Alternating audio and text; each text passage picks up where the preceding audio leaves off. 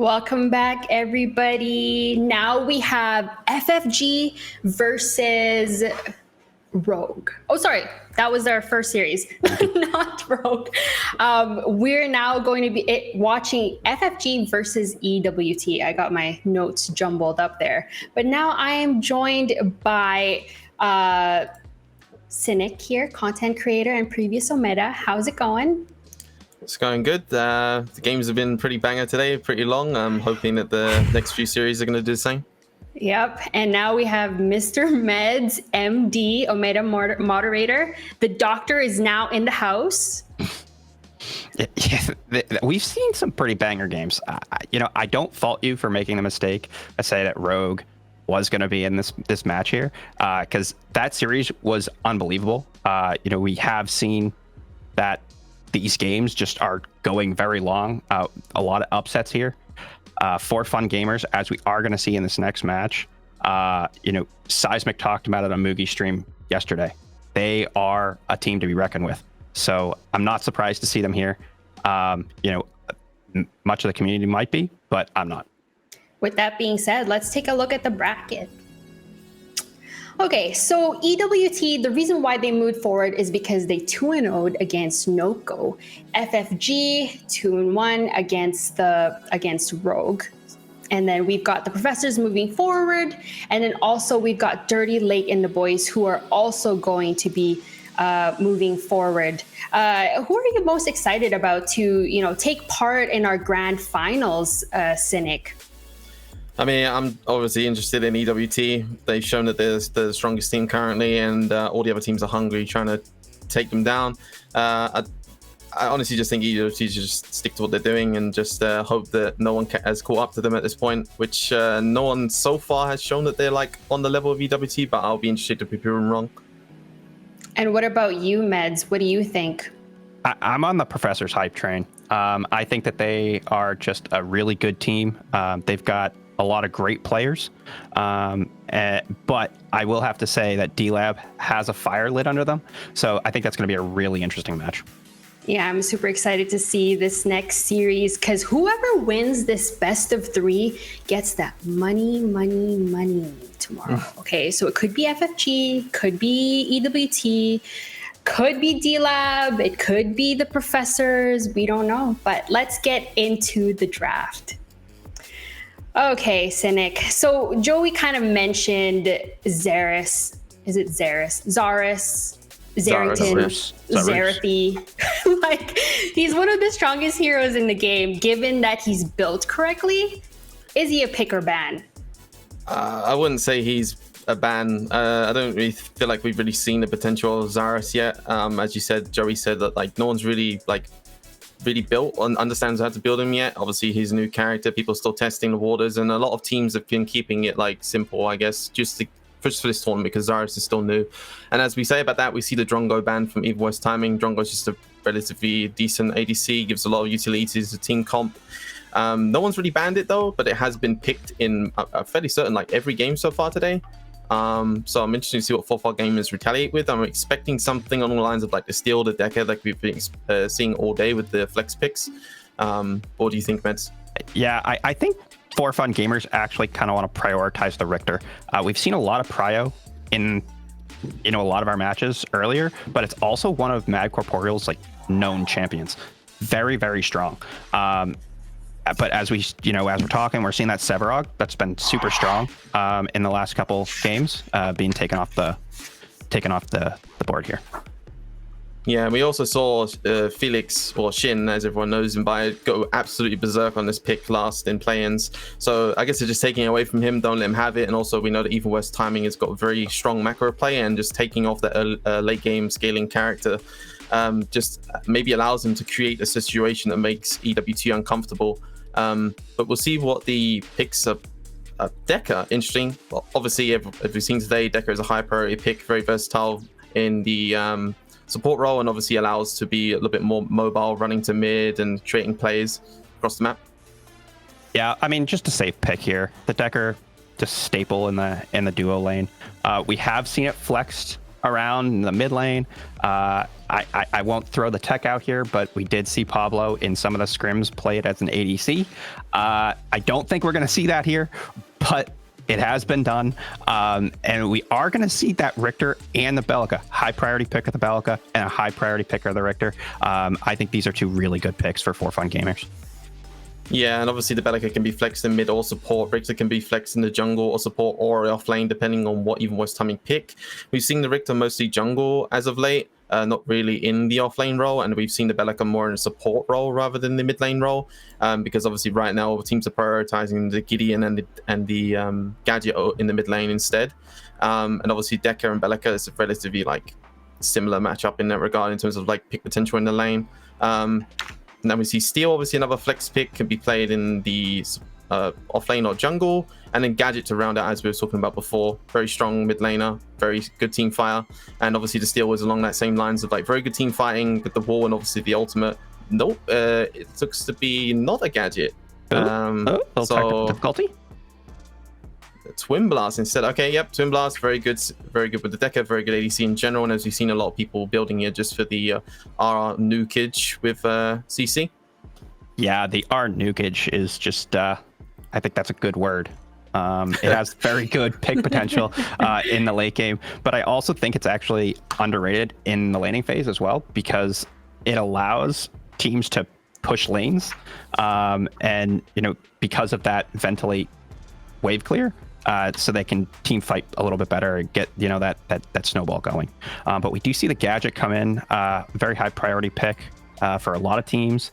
It's got very good push potential, as we're talking about with Twin Blast. It's kind of the same on the Gadget, so that the mid lane can roam into the jungle with the Richter or whoever is going to be that jungler. Yeah, and obviously the Gadget in team fights with the ultimate, and obviously the root as well in the mid lane, just creating a situation where a jungler can gank with the slow synergy. Obviously I think it's probably going to be the Richter jungle, so I think it synergizes well with the Richter as well. Just a whiplash into the root. Twin Blast, as you said, very strong laner, as well as just very strong in the late game. And the Gideon is the ban for fun gamers. Just to take that thing away, as I said, the Gadget and the Gideon being the strongest matchups here in the mid lane. I'm kind of maybe seeing that maybe even West timing go for like a Howitzer in the mid lane. Yeah, I think Howie is a good pick. We haven't seen a lot of Howie.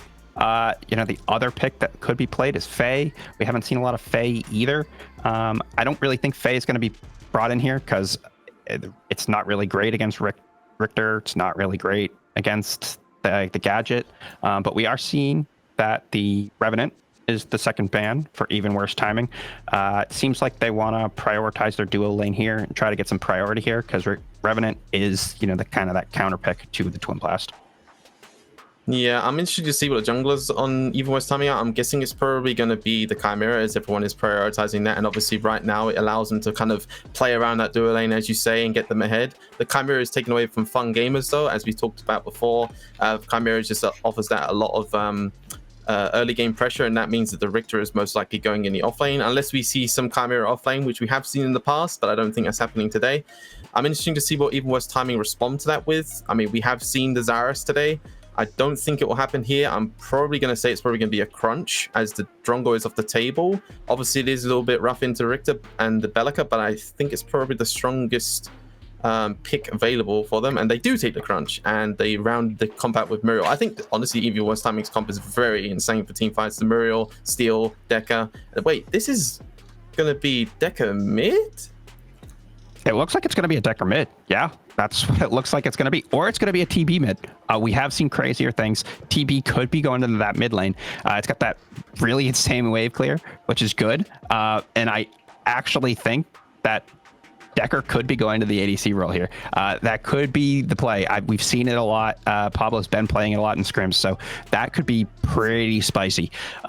One thing that I do want to call out here is that crunch into the Bellica. We have seen that in the past, and it hasn't really worked out too well. But But so it'll be interesting to see if this crunch can actually get in onto the comp of For Fun Gamers. And to round out For Fun Gamers comp, we are going to see the Kira, another pick, a lot of zone control coming out for Fun Gamers. We've got the Bellica, we've got the Gadget, we've got the Richter, all getting that zone control. And then that Kira as well, going to come in with that ultimate. So I really like these two drafts from both these teams. I would give the edge to Even Worse Timing, depending on where we see that ADC and mid lane go. This is the Felix prophecy he was talking about in the past, putting Twin Blast mid. If it happens, it's all Felix, I guarantee it. But yeah, the Kira, obviously, there isn't really much ADCs left. It was either Kira or Murdoch. I think the Kira is there obviously just to dodge the steal ultimate and obviously get away from the Deca stun with the E. In terms of draft, I would go Even Worse Timing. Like, yeah, I just think just the better team, and the draft only does so much for you in this game. I feel like unless Fun Games can prove me wrong in this first game and shut me up, but I think Even Worse Timing takes this. Really? You're both gonna vote for Even Worse Timing? Like, both desk analysts, like with every series, they always make me choose the other team because both of them just agree on the one side. Okay, but when it comes down to, you're both saying like with the draft, EWT wins. It really depends on where we're going to see that Decker. Is it's going to be mid? Is it going to be on Seismic, or is it going to be Pablo? So that will be really interesting to watch. But when it comes to the series, where's your money, Mr. Meds? I got to go with Even Worse Timing. I just think that we've said it before. They have the 5 best players playing on one team right now.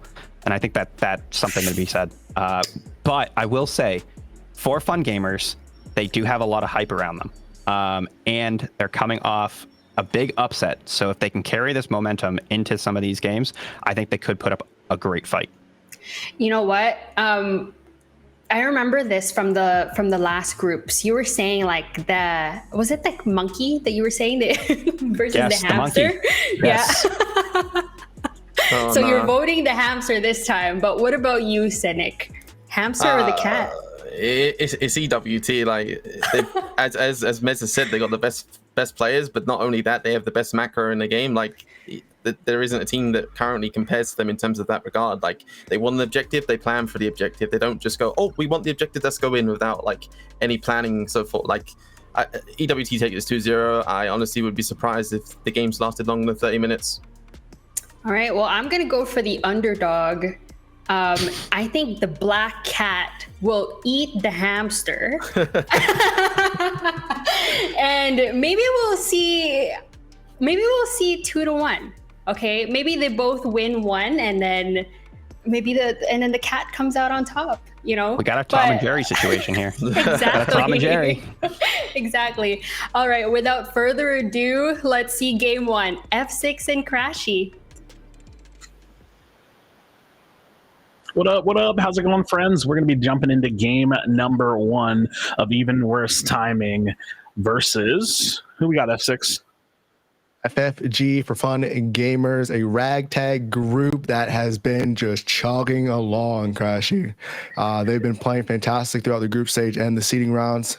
Huge underdog story going on with them. So I'm excited to see these guys going and fight for a spot at that grand finals. Yeah, man. FFG came out swinging against Rogue, putting themselves on the board, progressing themselves, and now they got to go up against Even Worse Timing. And Cynic, man, he does not paint a lovely picture of what's about to happen in this series because apparently Even Worse Timing is just undisputed best team in the game. And I'm excited to see what they're doing because they have a Decker and a Muriel. So we got to take a look at that. And look at that, Seismic on Decker mid. What do you think? Honestly, I think this is one of those strats that is going to confuse for Fun Gamers. And I think through their scrims, they might understand this was coming. And if they prepared for this, I think they'll be okay. The Decker just provides pretty much self-peel for herself. We know Seismic is not very comfortable. You saw for Fun Gamers target Seismic's very strong picks of Bellica and Gideon. So him going in towards the Decker here, I think he's been practicing it. I don't think he would pick this just because he can. So I'm excited to see what the tech he's been building behind the scenes with this and kind of show us a different aspect of what Decker can really do. Yeah, so I mean, just run me through it, like if you know, because I really don't. What is the Decker damage build? I mean, I definitely know. I mean, I have a lot of faith in a hero that brings that much CC and sense to the table. But how do you bring damage and a presence outside of just maybe having some damage and not just being a support Decker on top of the kind of support and utility that a Muriel can bring? So it's initial just standard magic build. You can go with Decker. That stun ball, especially when it procs with combustion, just so much damage, and following that up with the Q, and you're not necessarily playing to 0 to 100 somebody, obviously, because you have to like kind of hit all of your abilities. But if you're just able to either hit the stun ball, you're doing such a huge impact of or amount of damage off the initial point, and having your team come in there and to follow up. She's not, like I was saying, she's not really just trying to just 0 to 100 this gadget. So you're gonna go into a Rick typical magic mage build here. We see a nice little pop up over there from Peak going into Vacron, applying that pressure. But other than that, you're going to see her do that standard build and go into these games waiting for the jungler, waiting for Six to come by and kind of finish off these targets. Nice. Well, I'm definitely looking forward to it now. I got to say for myself personally, not the hugest fan of Kira, but lots of carries banned out this game. So we'll have to see how this plays out from the side of Jay on the Kira. We do see 100 Thieves 6 sitting in the background there, getting his farm on the 6 crunch, man. It is what it is. He's incredibly good at this. But look at this, Jay in a really tough position. Pablo Vecron putting a lot of poke here. So Jay getting very, very poked down here. That's going to be a nice, nice little turn of events for even worse timing here in the duo lane. Yeah, you see that pressure coming in and that damage output you can do once the Muriel hits or Q to just get that 30% slow and then the extra damage on top of that. So if you're able just to be accurate with your autos there and just be able to put that pressure on, that's what you're going to see coming in from that Twin Blast and Muriel inside that duo lane. Yeah, look at this. Seismic roaming over toward the offlane. Zephyr getting a lot of pressure here. Is he going to be able to stay alive? Uses the flash, but Seismic is still there. Will he be able to stay alive? The cage comes out. Look at that. The charge coming out from the steal, and unfortunately not able to stay alive. A really successful gank coming from the Decker mid. And again, I think this is probably going to end up being something I end up talking a lot about here today because I've never really seen this played. I mean, I've seen it played, I think, on streams like for fun, but to see it really pulled out here at this stage of the PCC is really exciting to me. And again, it does make sense because a lot of these items bring their own value through the passives that they provide. And having Decker on a team, well, in my opinion, she's like the best hero in the game. She brings so much CC to the table. If you can bring that with damage while also getting a Muriel on the team, it's almost like you get a Muriel for free. So really excited to see how this plays out for even worse timing. One of the major things we just saw there was that Decker cage, right? Without that cage, I don't think they get the kill hit over there on the offlane. Actually, I'm pretty confident they do not get the kill over there in the offlane. But a crazy cage coming out from Seismic there. You see her potential. Instead of just having her stuck all the way over on the other side of the map, now you have a extra essential mage / support in the middle of the map, able to rotate to either lane and not as far to rotate on these team fights.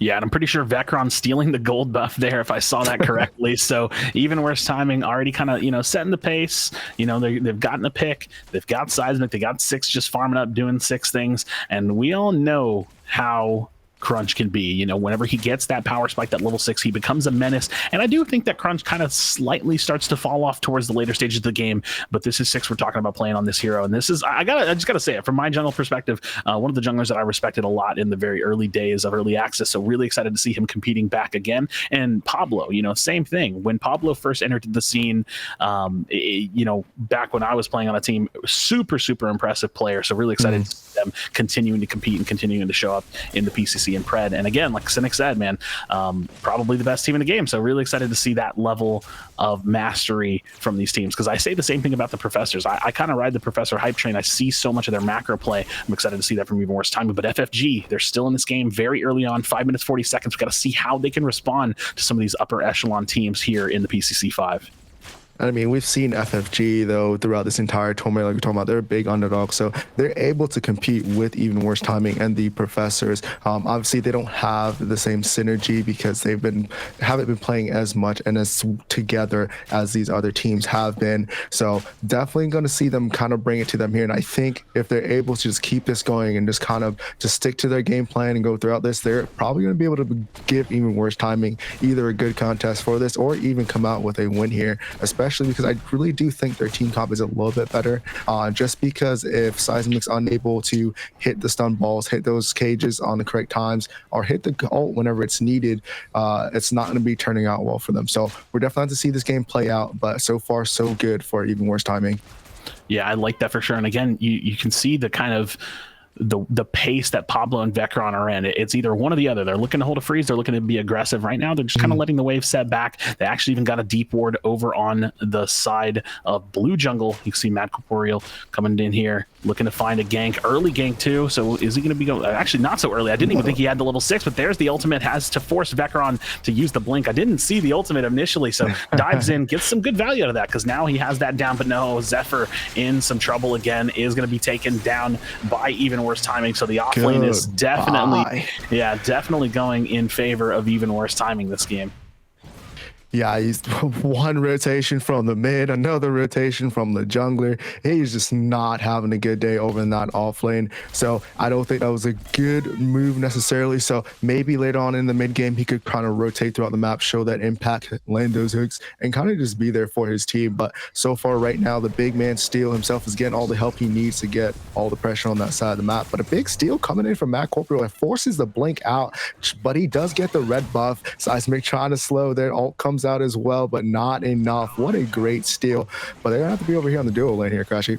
Yeah, Six diving in is going to use that ultimate to shove back peek, and it looks like they're forcing Jay out as well. A nice roam coming out from Even Worse Timing, and this is the thing. I always make a note of this because you'll see that the better teams in this game, the very experienced kind of winningest teams in this game, will always have super coordinated team play when it comes to their ganks. They're trying to set the tone, and even if they don't have a successful gank in the sense that they're getting a pick, they're forcing these players to use big cooldowns. They're forcing them to, go down to half health and have to return back to base. And you can see it's just the sheer numbers that they're using that score them this first Fang Tooth. So 8:25 on the clock. Even Worse Timing has already found themselves a few kills and now the first Fang Tooth. So the momentum is going in their favor. Zephyr chilling in this lane, has to try to see if they can find some farm. They definitely had their back against the wall, and Chimera is farming in the jungle, continuing to push that build further and further. Has already had a successful gank in that dual lane. FFG is going to have to try to see if they can crawl their way back in here, but looking at the farm, not too bad. So it's really just the kills and the Fang Tooth that kind of separate FFG from Even Worse Timing. Yeah, and as we can take a look over at Seismic here, 1 kill, 77 CS, fighting against over there on Bri, same CS, but that extra kill is kind of just putting that extra impact on a Seismic, going into combustion first, going to have a bigger start compared to Bri in this lane. So Bri's going to have to be careful until he gets a little bit more damage on him. So hopefully his team's there to kind of just combo with his skills, right? Maybe get a landmine off, maybe get a root off with the Decker gate, or the Gadget gate, to have the Chimera just pounce on whoever is there and kind of keep him locked up in the section. But if this Decker gets that combustion online, and when she does, you're going to see kind of like just bigger impact that she can do. You're going to see a lot of health kind of just disappear from these squishier characters like Jay and Bri in the mid lane whenever they're going for these rotations. Yeah, I just wanted to make a note. Even Worse Timing, I think, if I remember correctly, first team today to draft a Steel in the PCC 5. So Steel, very big on the team fights, and actually has that Muriel to follow up potentially if he wants to go in deep, if he wants to get really big in the back line. So I think that that's going to be an interesting team fight dynamic. They might be able to just really get in that back line, but they do have FFG with the Gadget, who I think is just notoriously really good against anti-dive, right? You set down that Tesla Dome, you have your root, and you kind of just keep them from doing what they want to do. So we'll see how that plays out. If they can't, if FFG can essentially not feed and not, let too much of a lead happen on the side of Even Worse Timing, so far so good. We are seeing Bri get a little bit caught out potentially, or just a little bit of pressure over on that river buff. So they're going to have to pull back in the lane. We'll see how this duo lane is developing. Yeah, I think Peak and Jay still kind of have that pressure. Like you said, Pablo and Vecron, they're not trying to push their stay. They're in this duo lane. They know better. They're a very experienced duo. They're playing a lot together. Now that we see over here, Six, notorious for trying to get these neutral hubs, like we were talking about earlier, these teams that are really good are just, they know when these timers are, they know when they need to rotate to certain objectives and get it done. So Six would now, with the mini or prime buff looking over on the blue side, Richter is kind of pushed back, so there's not really much potential to gank here, but you're going to see him use this mini or prime here to kind of pressure out the Chimera inside of his own jungle when he rotates back over to his duo lane here in a couple minutes. Yeah, and a little bit of jungle invade from Macroporeal here, so that's good. He's even griefing it there, leaving that one minion up, and they do actually see him. So he walks by. I mean, it's a good thing to do, you know. Try to steal time away from them and being able to get farm, because you know you already got Six getting a nice influx of gold and a nice advantage with that mini prime over on the right hand side of the lane, and we'll see how they decide to use this. You can see already Zephyr having a pretty tough lane, and now you got Six in the lane. The mini prime buff is there. Zephyr's, you know, kind of back against the walls. 100T6 is just here just to make this a little bit harder to deal with. Yeah, and you see that slight little pressure, right? It forces Zephyr, especially just not just because Six is in that lane for him to back up, but the fact that he has that mini or prime buff in the minions, there's really at that point nothing that Zephyr can do. So he just kind of had to sit back in his tower, just wait for them to crash. But expect Six to just put that pressure as well with those that minion buff in the mid lane and in the dual lane, whatever lane he rotates to. So I'm expecting him here, kind of clear out his blue side, getting a little bit more pressure. He's going to probably notice that his red, or he probably already knows, in fact, since he was on that ward of the Chimera, that his right side has been invaded, but to pressure out these other lanes, kind of get a little bit more push before this second Fangtooth. Yeah, and the crazy thing is that sometimes these games can really just slow down. Like that first mini prime, it doesn't necessarily mean it's going to equal, you know, a tower kill, but if anything, it's just an additional amount of farm. And now we actually see Six running into Macroporeal in the jungle here. You do see him kind of chasing them down here. He does have that mini prime, and Seismic landing the big stun from downtown. Macroporeal has to run out. You do see Zephyr landing the hook onto Six, but Shin's going to be there as well. So they're going to be looking to dive him here. I know that they definitely can do it using the ultimate. Shin's going to have to just go ahead and step back. Macroporeal is there as well. We have the Muriel ult coming down, and that's going to save him. Macroporeal is most likely going to fall. The Tesla Dome coming out, I do believe, in response. So you see Six trying to stay in there a little bit longer. Bry now just trying to help as much as possible. And this is even worse timing, really just using whatever they can to kind of make something happen. Diving through the tower, that's going to be 100 Thieves 6. Gonna find that kill. Bry not really able to help much here. So this off lane is really the focus from even worse timing this game. They've been constantly roaming, using that mini prime buff and finding the plays. I mean, it's one of their easier lanes to pick off from, right? Thinking about the only thing Richter really has in his offlane is the movement speed coming off of his E here, and just that's only 10%, and the inescapability from it. It doesn't look like they're going to pressure out for Fun Gamers on the Fangtooth over here, but Six is on that side, so do have to be careful because the jungler is not with them, and they're going to have to be careful. Zephyr trying to zone out here. Six still has this mini prime buff. Zephyr does land a hook, but he doesn't have Zolt. Six is getting absolutely blown up over by this objective on the Fangtooth. Can they be able to steal this? Chimera is on the other side of the wall though, so he does that there, and they do secure it, but there's still a fight going on, Crashy. Yeah, and I mean, I really feel like that just speaks to Bellica or Crunch into Bellica, the strength of Bellica, but now Sheen's here. Bry has to try to rotate out. Peak is trying to support as much as possible. Jay had to kind of completely dip out there, was very low, and you see now Macroporeal really looking to help and chase over. He is going to be in that backline. Vectron and Pablo trying to run away. Jay still in the fight. Bry staying alive. Sheen is not able to stay alive, and so the split fights in favor of FFG. They did get some kills here, and Seismic doing what he can to keep his Muriel alive, but not able to do so. Big hook coming out from Zephyr, and Macroporeal trying to finish this up if he can, but the stun. Seismic is showing off why Decker mid might potentially be a thing. Seismic not dying there. Six comes in with the peel, and a back and forth engagement from FFG, and even worse timing. 5-6 tied up 1-1 in Fangtooth. Seismic. Oh, my friend, how did you survive that? What a play. We saw the wall come into play to stop him from getting that last auto attack to go off, and Six come in for the cleanup and say, hey, you might have blown me up, but now it's just a 1v1 and I'm here to bang, baby. Great play. They shouldn't have split up there, and I 100% agree with you, Kashi, and that would allowed for them to at least pick up. So I'm looking for a cleaner fight going throughout this game from Even Worse Time and for Fun Gamers, but what a play coming out of Seismic to be able to peel peel for himself, like I was talking about earlier. Ooh. That self-peel. Pablo applying a lot of pressure on the Bri here in the mid. We do see another 2 members of Even Worse Timing, but I don't think they're going to be able to clean up this kill, but they are able to apply a pressure in the mid lane here to potentially try and get an invade if they can.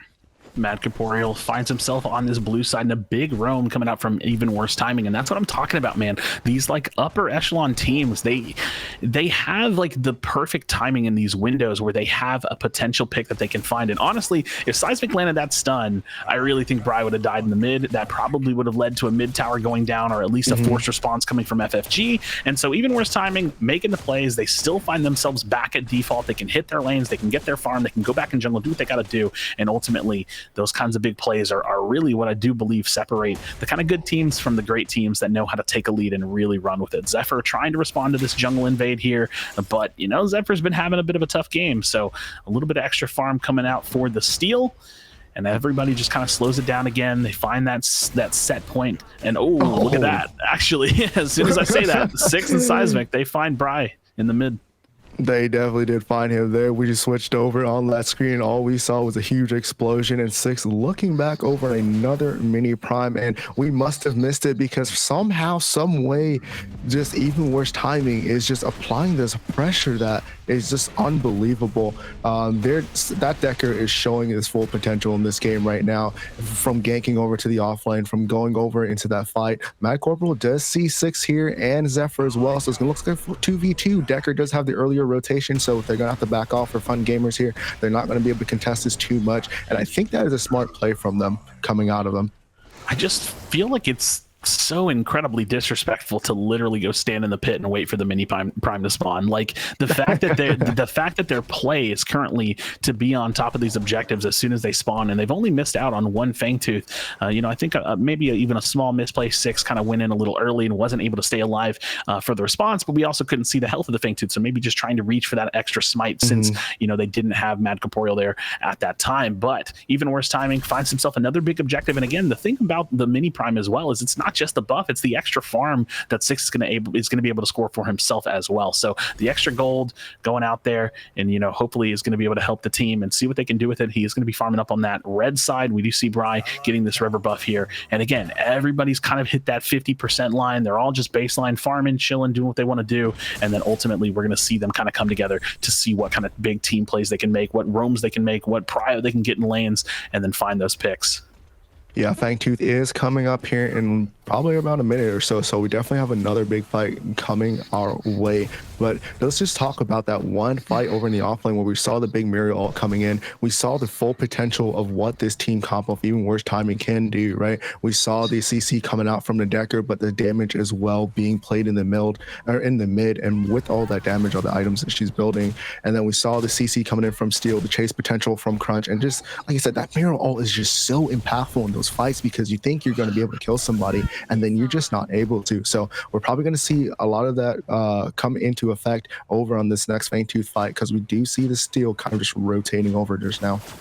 Yeah, Mad Corporeal really dives in so early and has to use his flash, and he's already going to be so low. So even though he was able to stay alive, might have to try to find some way to get out of there. Bri now getting chased up on. Zephyr finds a nice ultimate, and you do see Bri dropping down the Tesla Dome as well, but not able to stay alive. Jay and Peak on the backside. The split fight again. Mad Corporeal is basing here. Is he going to be able to actually get out? Yes, he does, but this is not going to be good for the rest of FFG, as Even Worse Timing catches this entire play off the back of Mad Corporeal just diving in, maybe a little overzealous. Jay is going to fall as well, and that's going to be another Fangtooth potentially going towards the side of Even Worse Timing, and just more and more kills. Again, I think he didn't know that 6 maybe was there. Vecron was right around the corner. He just dove in and was not able to stay for that fight. Really just set the pace for Even Worse Timing.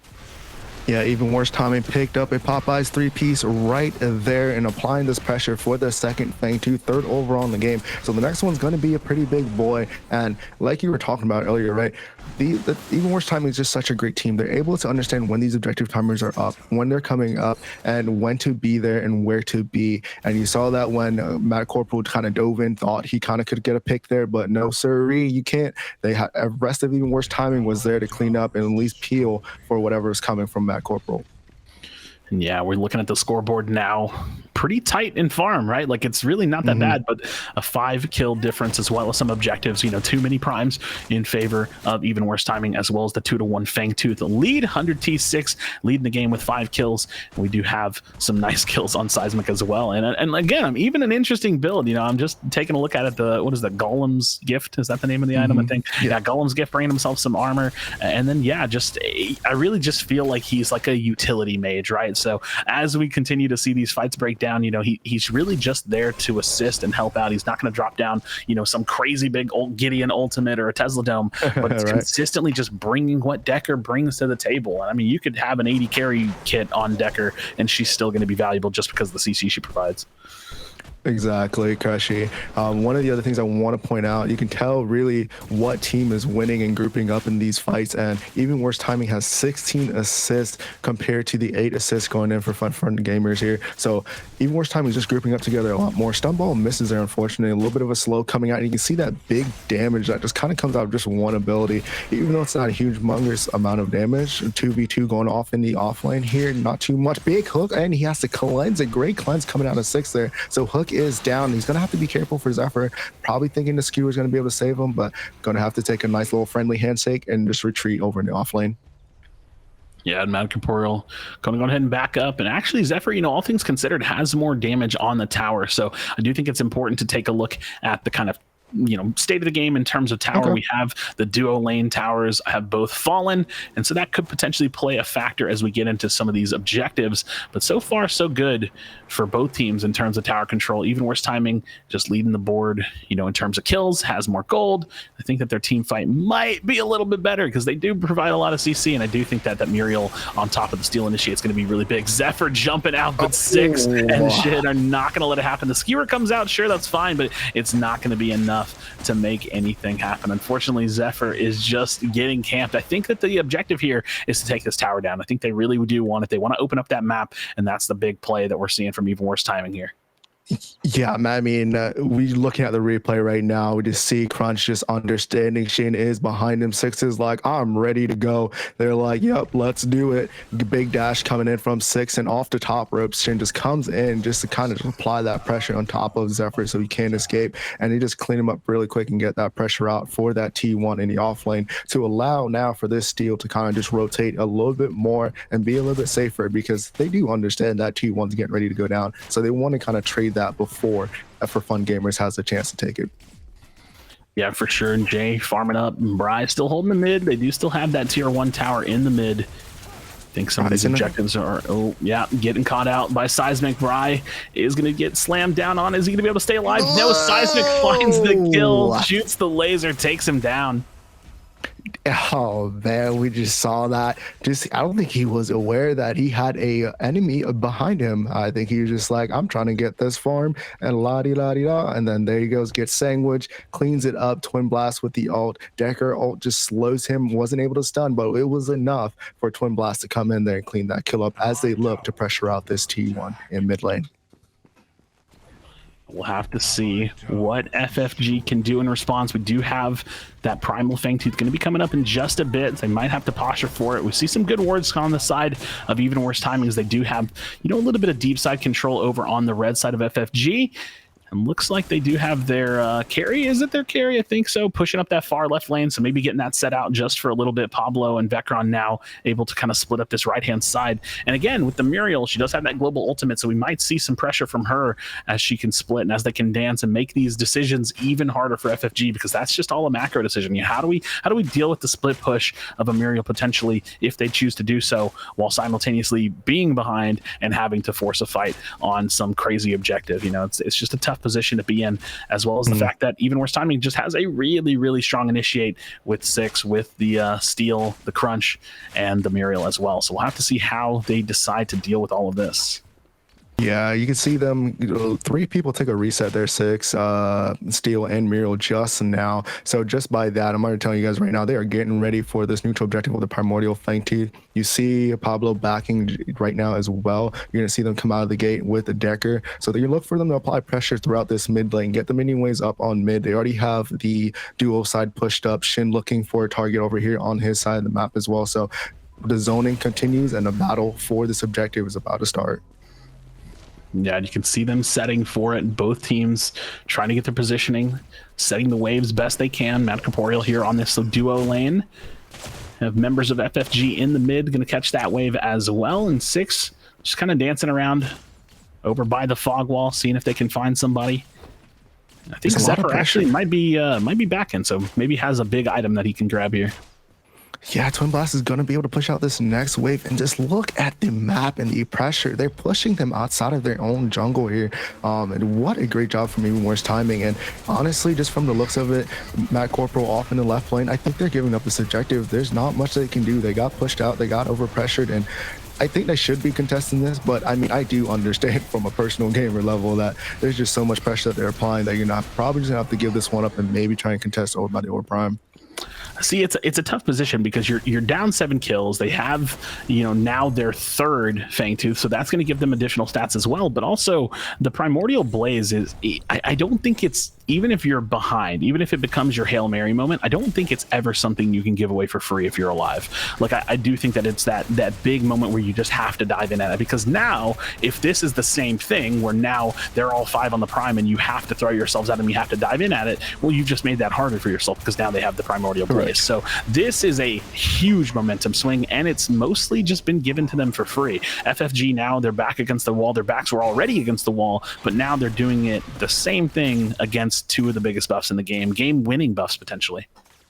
Yeah, and there's only T2's up right now, so they're not going to have a lot to really do. I'm expecting here Even Worse timing, just do a lawnmower technique, just sweep left to right, right to left, taking down these T2s, working their way through the inhibs, but hopefully they're able to pull off a big defense, and that's what For Fun Gamers are going to have to do. They're going to have to group up, stay together, clear these waves, make sure you kind of just space them out, and kind of try and get yourself back in this game through farm, and just try not to lose all 3 inhibitors here, because it's going to be looking dicey if you lose all 3 inhibs going in, because all they have to do is get one more big push and go into this and just end it. Yeah, Bri just trying to hold as much as they can. But that's pretty much the name of the game right now. They have Primordial Blaze, the Orb, going to be pushing against them. Most likely, basically anytime you're in this position, I just expect that a team is going to lose 2 inhibs at minimum. It really could be the case of a really solid team fight that takes over from Even Worse timing. That could just be the game winner as well. We see them starting to potentially get a little bit aggressive here. The wall coming out from the steals. They're just looking to zone out, any damage coming in towards the farm. And now you see them diving in. Zephyr is going to go down, or is going to almost go down, finally getting taken out. Matt Corporeal is going to follow as well, getting very low, is able to stay alive. Jay chasing out the steal, might be able to find that pick, is not going to do so. But hey, anything you can do, a 1-to-1 trade FFG against Even Worse timing during their siege is going to be somewhat successful. But still, they can just heal up, they can sit back, they can let that prime buff do its work, and they're going to continue to push forward and siege out these inhibs. I mean, that is not the 100% outcome you want, but getting a pick there and forcing Shin to back or at least retreat for a moment's notice to at least heal up to try and get another push in is something that you do want. So if they're able to just kind of keep doing that, maybe look for another pick here coming in and try and just whittle them down at least one by one, taking buffs off of at least one more member. I think they'll be able to get this defense out because they do have the gadget, they do have the Belka, so they do have some pretty decent wave clear to go through this, but they have to be careful as Matt Corporal's looking to try and go on Shin, but I don't think that's the right target there for you, Corporal. Yeah, maybe just trying to put out whatever damage they can. They definitely lose all 3 inhibs here, and this is a full like core defense at this point. I think I would assume that based on this action here, these buffs are maybe looking to fall off. Pablo getting chased a little bit. Zephyr not going to land that hook there, so they're going to continue to just try to chase him out. But you can already see Vecron 6 going to be there. 6 is diving in, uses the flash to get up on top of the ledge, and now is fully in there. The skewers coming out from the Richter. Zephyr, Matt Corporeal trying to chase him, trying to take him down if he can, but again, they're just so incredibly far in the lead. 6 is still alive, and you see now Even Worse timing, diving the backline, scoops underneath the backside of the team, and Shin is just in the back. Pablo, Vecron trying to chase up as well. 6 stayed alive on top of that, and now F6, they're looking to push forward. They're looking to end this game. Jay, the last member left alive of FFG, and that's going to be Even Worse timing taking game number 1. Oh man, Jay tried to ult there at the end, but Six came in and was like, you know what? Why are you pushing my Pablo right now? I'm just gonna blink over this wall and just run at you because there's really not much you can do. I'm just so far ahead. And I mean, what a game from Even Worse Timing. I think they only had one hiccup, and that was by the second Fangtooth fight. But other than that, they just played a sweet, sweet game trying to fight for themselves to go back into that grand finals to claim their #1 seed. Yeah, I definitely think Cynic was onto something. I mean, their macro decision making for me, it's definitely the best I've seen. And I think what sold it, the thing that really gave it to me, was seeing them on top of 2 mini primes back to back, right? Like for some teams, it takes time, right? Maybe it's just because they're not in the right position, or maybe it's because Even Worse Timing was planning the prio in their lanes. They were planning their pushes. They were planning to be over there to help, and then to be on top of it right after that. So Even Worse Timing taking game #1. Like I said, FFG already had their work cut out for them, but showing off why that macro level is so important, making decisions like that, working together, communicating, and then finding basically every scenario that they were in to be a winning scenario was pretty dominant. So we'll have to see what FFG can go or can change up going into game #2. We're going to have to see for sure. Let's see what the R-Dog and the desk has to say about that game. Thank you so much, F6 and Crashy. I will forever be a fan of the underdogs, but Even Worse Timing, besides being great farmers, they are great mathematicians. Their moves were meticulously planned and calculated with every single objective. Mr. Meds, tell us what happened. Dominance. I think that if we could sum it up in one word, as Crashy was saying, it's not nukage. Well, we did have some nukage from Pablo. We did see some nukage there, but the planning and the preparation that goes into all of those plays that they make around the map is so calculated.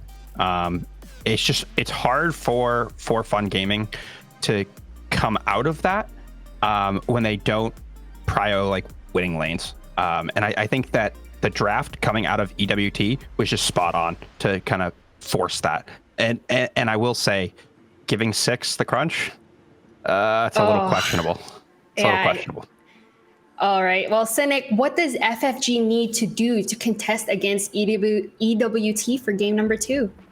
Honestly, like you saw in the first few minutes, like it was a little bit back and forth between the two teams, and I feel like that's kind of like EWT weren't playing like strict and macro dependent. They were kind of just like brawling and trying to like outskill them. And I feel like FFG just need to just draft to cause chaos and play scrappy and try to get a lead and snowball it into those situations where you can just jump on you and just blow you up. Like screw the macro, just try and get ahead and try and keep it ahead before they can kind of get to that point where they can just out macro you. Because as you saw, like the vision game, the lane macro game was just all in EWT's favor, and I just don't think FFG can adapt to that in the next game. They just need to try and their best to create chaos, because it worked when they did that. Yep, EWT is just on another level, and Crashy kind of mentioned it earlier. Six went for 2 mini primes. Usually we only see 1, but he went for 2. But all right, well, we need to go for a break before game #2. But so don't go anywhere, you guys.